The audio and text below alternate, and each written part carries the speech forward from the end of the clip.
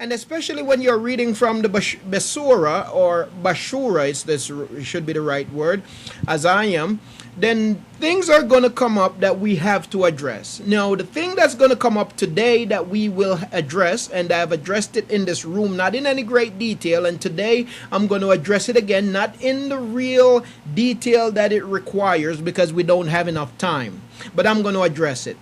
I'm going to address the word Gentile today because it's going to come up in our reading. So I'm going to address the word Gentile. Who are the Gentiles? As a matter of fact, that reminded me of what I was talking about when I began to talk about co-piloting. So I started to say that as we study the scriptures, there are certain things that we must keep in mind. We must keep in mind who translated the scriptures, what was their motivation in the translation. Okay, so who? Answer, a lawless people. Motivation, to make the lawful lawless. Okay, so last week we discussed the fact that we must get the butt out the way. Tell them to get their butts out the way. And certain other conjunctions that they use to change the correct interpretation of the scriptures. Okay, so last week we looked at the but. Okay, and we looked at another conjunction, how they used the word in at that time, and how simple words like that changes the entire definition, meaning of what is being said, and how necessary it is for us to recognize that. So number one, we must understand, we must keep in mind who translated the text.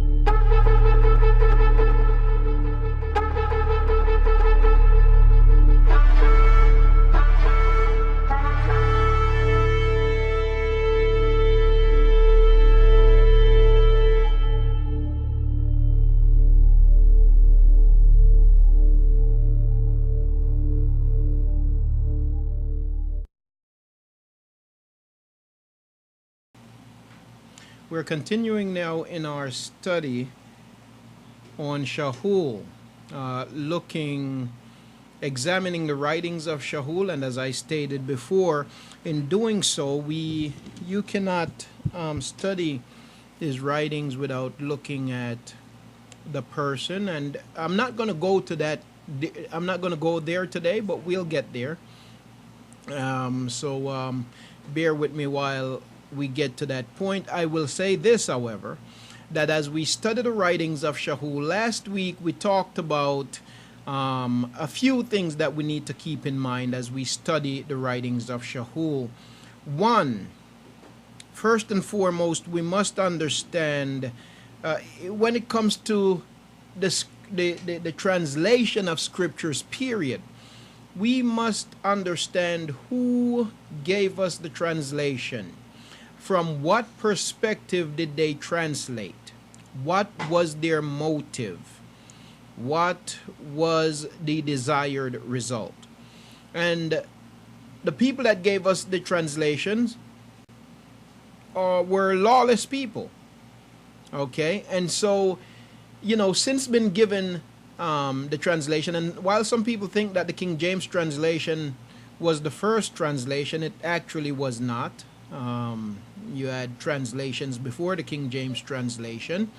But what we have had since the translation into English, because prior to the King James, it was illegal for any person to attempt to translate the scriptures into the common language, which would have been what was considered the common language was the English language.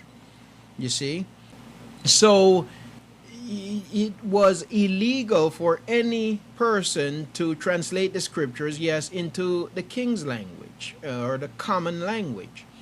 Yes, and you were punishable by death if it was found that you had translated or was making any attempt to translate the scriptures into the common language. So the text, including the renewed covenant, though we are told that it was written in Greek, that's not true. A small portion of the renewed covenant was written in Greek, and I'm going to explain why that is. And a small portion of the prophets were written in Greek, and I'm going to explain why that is. But we're told that the renewed covenant was written in Aramaic and Greek. No, not true. The portion of the renewed covenant that was written in Greek was actually not even written in modern Greek. It was written in Koine Greek, which is very similar to the Abri language. When you look at the letters, Koine Greek was very much similar to the Abri language. So it was itself also a pictographic language. And many of the letters were very similar. As a matter of fact, you could almost say they were the same as the Abri hieroglyphics. Again, there is much evidence in the world to show that Hebrew was the original language. But you know what they tried to do? Because they know where Hebrew comes from. So what they tried to say is Greek and Latin was the original language. And they go as far as to say after that comes the Chinese language, and then out of that came the other languages. Very interesting, the distance that people will go for the sake of hiding the truth and for the sake of not giving credit where credit is rightly due. And all credit and all esteem goes to Yahuwah. And that's, but you know, man in his carnal state don't look at it like that. Somehow they think if we give credit where credit is due, then we are esteeming man. When really no man can take credit for anything that Yahuwah does. We can take credit for absolutely nothing that Yahuwah does. Everything that we do, we're only able to do it because He gives us strength. You see? If we do anything that is good, it is not because we are inherently good. Man is inherently evil. Man is desperately wicked. We are desperate to do wickedness naturally. That is our nature. And so we can take absolutely no credit for anything. If I go, Yahuwah provides for me where I'm able to go and I'm able to be a baraka to somebody in some way. Could be the smallest way or the greatest way, whatsoever it is, I can take absolutely no credit. If I'm able to do the work of Yahuwah, I can take no credit for it. Because first, it is not I, me in this flesh, that even desire to do it. Because everything in my flesh says do the opposite. Everything in my flesh says be indulgent. Everything in my flesh says have fun. Everything in my flesh says don't worry about the consequence. We will deal with that later. So the fact that we have a desire to do the will of Yahuwah and to serve Yahuwah, we can take no credit for it. It is He that gives us the desire. Some people have a hard time accepting that. Some people have a hard time accepting that. But it's the truth. Some people want to feel, listen, in Christianity, they have a bumper sticker. And of course, God is not the name of the Creator, but that's what they have taken that pagan name and slapped it, tried to say that they're speaking, give it to the Creator. But in Christianity, you're probably all familiar, as I am, with the bumper sticker. God is my co-pilot. Well, God might be their co-pilot. Yahuwah is my pilot. Yahuwah is our pilot. If he is not in control of the wheel, then this puppy is going to crash and burn. You see? Because I get distracted.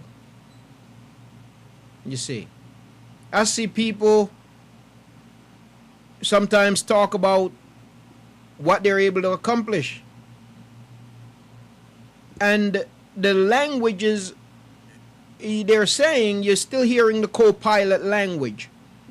Thank you, Yahuwah, for helping me to do this. No. I think that's wrong. I think that's wrong. We don't thank Yahuwah for helping us to do anything. You see, Yahuwah becomes a helper, like the maid. That's what I get from that.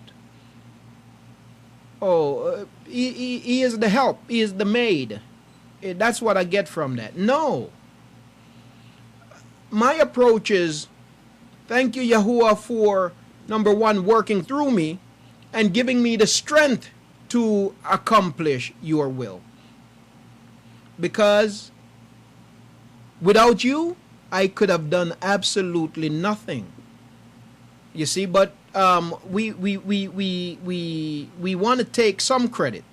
No, we can't admit that, you know what, it's only because of him that I was able to do what I've done. So thank you, Yahuwah. Let me throw him a bone. Thank you, Yahuwah, for helping me do this. No. Thank you, Yahuwah, for giving me the strength, the will, the power, the desire to accomplish whatever it is that I was able to do. Because it is only through your strength. It is in him that we live and move and breathe and have our being. It is only through him that we can accomplish anything. Okay, so he's not our co-pilot. He's not our help. I don't know if you've ever seen the movie The Help. If you haven't watched it, it's a movie that I would suggest. So Yahuwah, he gives us power to do what we do. We do nothing without him. Okay? Nonetheless, let me get back to base. So we're looking at the writings of Shahul. We are examining Shahul. Okay? We're examining Shahul. We're in the book of Romans. And so what we are doing now is, last week we went from verse 1 to verse, thank you, Aki, from verse 1 to verse 3. That's as far as we got. So we're going to Romans chapter 1. And, again, we're examining the writings of Shahul. Okay, we're examining the writings of Shahul. All right. So we stopped at verse 3 last week. And so this week, we want to pick up from where we left off. And now, I want to say to you, family, that this week, as we go through the writings of Shahul, I tell you that we're going to be dealing with a lot of different subjects as we go along. You cannot help it. It's in your face, so you have to deal with it.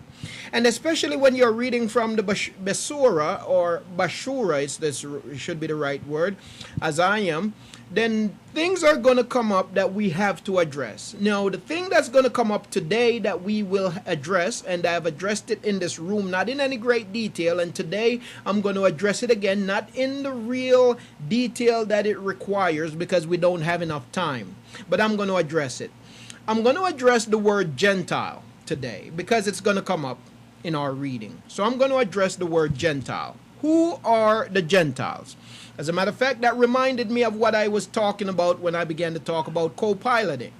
So I started to say that as we study the scriptures, there are certain things that we must keep in mind. We must keep in mind who translated the scriptures, what was their motivation in the translation. Okay, so who? Answer, a lawless people. Motivation, to make the lawful lawless. Okay, so last week we discussed the fact that we must get the butt out the way. Tell them to get their butts out the way. And certain other conjunctions that they use to change the correct interpretation of the scriptures. Okay, so last week we looked at the but.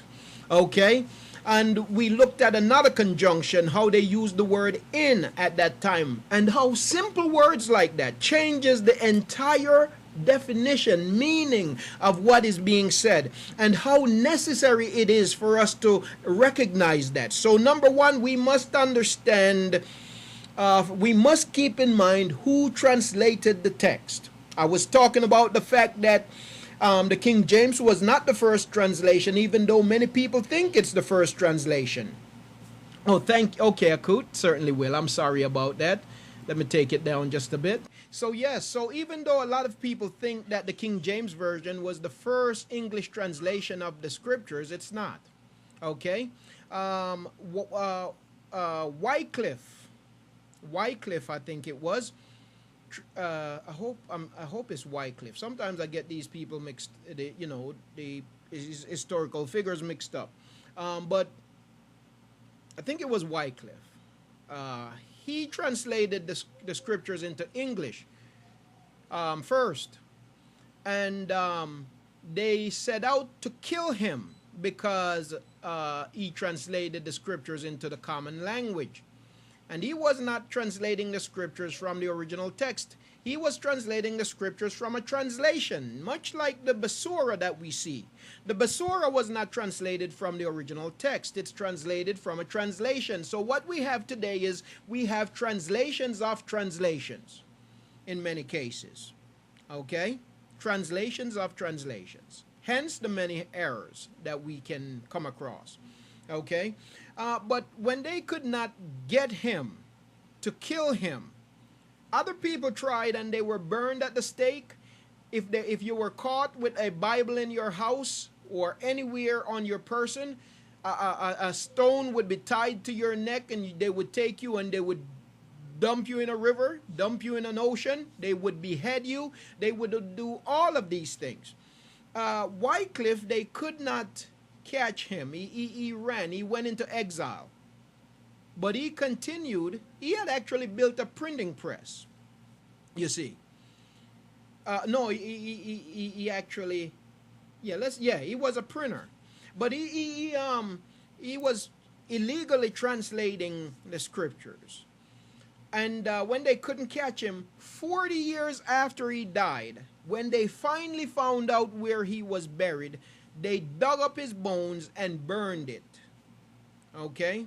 That's how much hatred they held toward him 40 years after his death. Okay?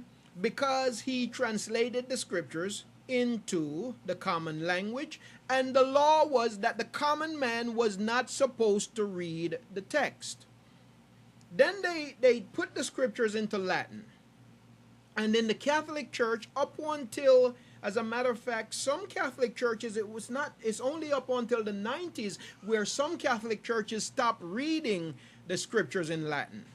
So people who go into the Catholic Church, when they go in and they sit down and they get up and they kneel and they bow and the priest says something in Latin, they have no idea of what he's saying.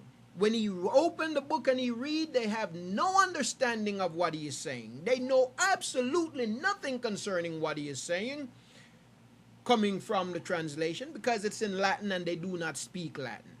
And they intended it to be that way. Well, family, that is the mother. That is the harlot. That's the mother. The mother has daughters also. And that same training carried over to the daughters.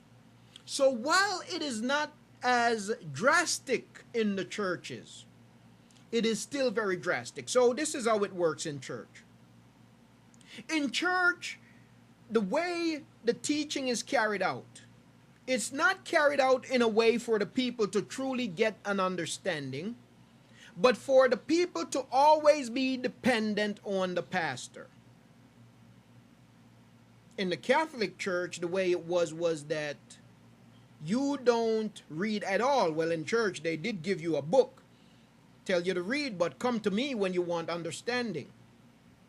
If it don't line up with what I tell you, then what you are seeing or believing or hearing is not so, no matter how true it is. So you see, the whole purpose and the whole focus is to keep a people captive, is to keep a people enslaved, you see, is to keep your minds in chains. That's not the will of Yahuwah.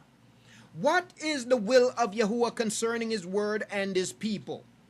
The will of Yahuwah and the command of Yahuwah says that we are to teach it to our children from a child, when we sit down and when we rise up, when we walk down the street and when we eat, everything we do at every moment of the day, we are to be teaching it to our children. Yahuwah's intent was not for his word to be a secret to his people, but that his word would be an active part of their lives continually, and that even from a child would have an understanding of his word and walk according to his word. But what does religion do? What is religion? Religion is where you get it's their offices are the places you go to get re-up on legions. So if you want a few more demons, you just walk into the church. Religion. You see, that wasn't the intent of Yahuwah. He intended for us to know his word personally and for ourselves. That was always his intent. For his people to know his word. Because to know his word is to know him. Because he is his word. So it was illegal for the common man to have the scriptures in their possession. The consequence for that was death. Okay, so then they decided after a while, because, people, even though that was the law, people were still getting a hold of it. And so then they decided, here comes King James. King James wanted to be noble, wanted to be praised, wanted to be worshipped. So what did he do? Well, I'm going to give you a video. Give me just a second.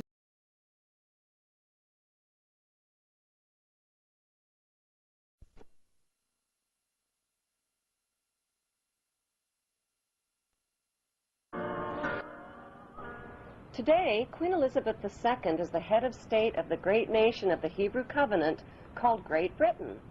Her genealogy chart, according to the College of Heralds in London, traces her blue bloodline back to Abraham, who many modern scholars believe to be the Egyptian pharaoh, Amenemhet I. By connecting 22 dots, the true Hebrew and royal Egyptian identity of Queen Elizabeth II comes into focus. Number 1. What is the stone of Jacob, a Hebrew patriarch, doing beneath the Queen's throne chair? Number 2. Why was the Queen crowned at her coronation ceremony on top of a symbolic Egyptian step pyramid? Number 3, the monarch's crown has 12 stones at the base, each representing the 12 Hebrew tribes. The 12 stones of the 12 tribes were also worn on the breastplate of Hebrew high priests in Canaan. Number 4, the Union Jack represents the reunion of the United Kingdom of the 12 tribes of Jacob, or Jacob. The Union Jack is red, white, and blue, the same colors as the 3 crowns of Egypt. Number 5, the royal scepter originates in ancient Egypt and was carried by the Egyptian god Amun and by Egyptian pharaohs, who called themselves the Son of God. The royal scepter is now carried by pharaonic descendant Queen Elizabeth II. Her scepter contains the world's largest cut diamond, called the Star of Africa.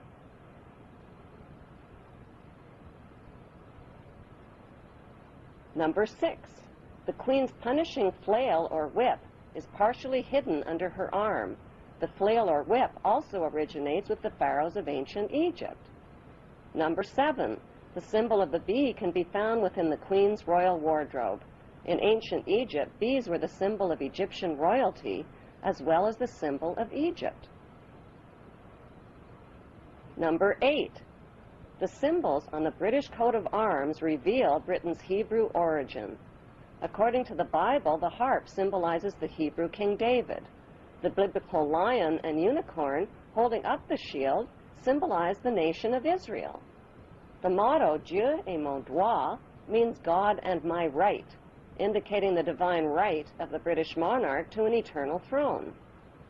Number 9, the headdress worn by judges and the Queen's high-ranking officials originate in ancient Egypt.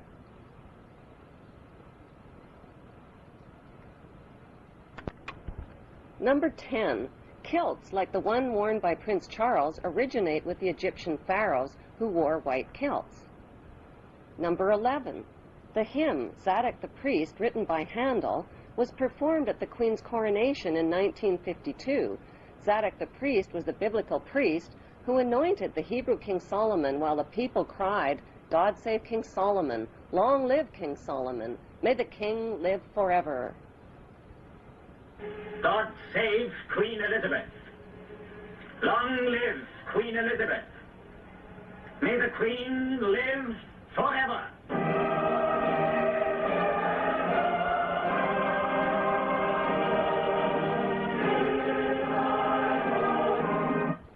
Number 12, during the coronation ceremony, the Queen turns to face the 4 corners of the globe. The orb carried by the Queen represents the globe over which the monarch rules. Number 13, the monarch's coronation gifts of a rod, bracelets, and a ring are a reenactment of the Bible story of the Hebrews, Judah, and Tamar. Number 14, royal jubilees originate in ancient Egypt. Egyptian pharaohs celebrated their jubilees after 30 years of rule. In pharaonic tradition, the Queen has celebrated both silver and golden jubilees.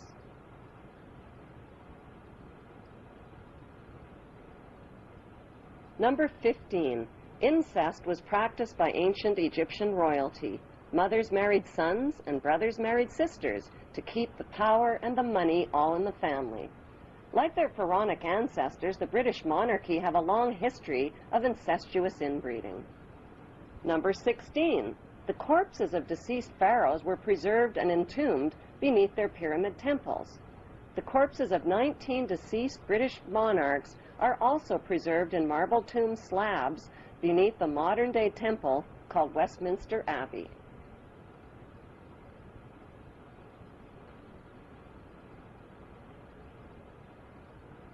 Number 17, the ancient pharaohs advertised their power with their image on coins and stone monuments. The power of the Queen worldwide is advertised with her image printed on more coins and stamps than any other head of state in history.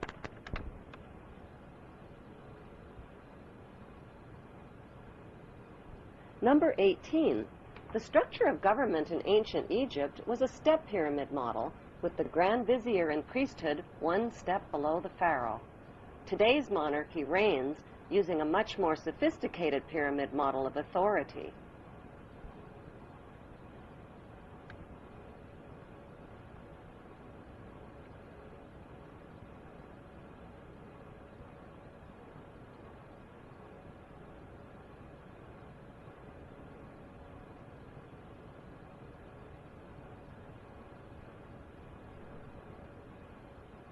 Number 19.